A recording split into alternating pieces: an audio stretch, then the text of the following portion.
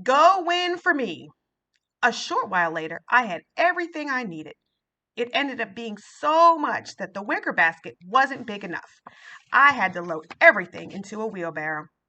I thanked Aunt Mousie with all my heart. Thank you so much, I told her. How can I ever repay you? Don't worry about it, she squeaked, kissing me on the cheek. Just win the contest. And when you do, be sure to tell everyone that you got your ingredients from Aunt Mousie's farm. Thank you, I replied, but I'm not sure I'll win. The other chefs are very good. Don't worry, you'll win, she whispered in my ear. The secret to good cooking is in the quality of the ingredients, and I grow nothing but the best on my farm. Go win for me. Then she gave me a big push, and the wheelbarrow and I began rolling down a very steep hill. Help! I squeaked. Somehow I managed to hang on to the wheelbarrow. I made it back to the castle just in the nick of time. The final round of the Super Chef contest was about to begin. Just as I approached the castle, the wheelbarrow hit a rock and flew skyward, making a perfect arc through the air. I was gripping the wheelbarrow so tightly that I went along with it. The wheelbarrow and I passed through an open window and landed right in the kitchen's castle, right in the right place assigned to me, right at the moment the head judge announced the beginning of the contest. I had made it by a whisker. I started cooking right away, putting all of my energy into my dishes. I wanted to win, but not for myself. I wanted to win for Aunt Sweetfur, who had made Trap's delicious dishes, and for Aunt Mousie, who had been so generous.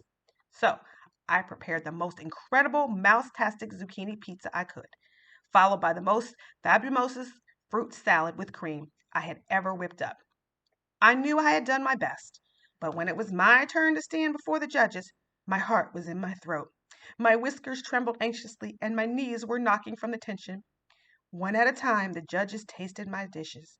One at a time, they closed their eyes. One at a time, they licked their lips. But no one said a word. Then they began whispering among themselves. The tension was almost too much to bear. Finally, the judges all scribbled on slips of paper that they handed to the host of the competition. He mumbled solemnly. The winner of this year's contest is contestant chef number 117, Trap Stilton. It's his assistant and replacement chef, Geronimo Stilton. After a slight pause, he continued. Contestant Chef 117's menu was the simplest, but also the tastiest and the healthiest. The judges could tell it was prepared with genuine, fresh ingredients. Congratulations! I was so shocked and relieved that I fainted. I came to a moment later when Rondato Magego poured a ladle of icy cold water over my head. Wake up, he squeaked. You won, and now you have to give you the prize. A moment later, I received the famous great golden fork. Lucky for me, my chef's hat disguised the enormous bump on my head. As soon as I accepted the prize, my cousin Trap arrived. Using a crutch to hobble over to me, his leg in a plaster cast, he tweaked my ear affectionately. Nicely done, Geronimo, he said. You are very good, but I am afraid I am the head chef, so I will keep the golden fork. He snatched the prize right out of my paw. I sighed and let him take it. I had only competed to make him happy. I wasn't interested in the prize anyway, but I was interested in repaying my debt to Aunt Mousie and also in giving Aunt Mousie Sweetfur credit. They were the reason Trap and I had won, and I had to be sure everyone knew it. So, when the television crew from Mouse Chef began filming a minute later, I was ready. Dear rodent friends, I want to reveal a secret, I said, looking straight at the camera. Everything Trap cooked was made by Aunt Sweetfur. She is the real head chef of our team, and the reason I won this Super Chef contest was because of Aunt Mousie and Aunt Mousie's farm.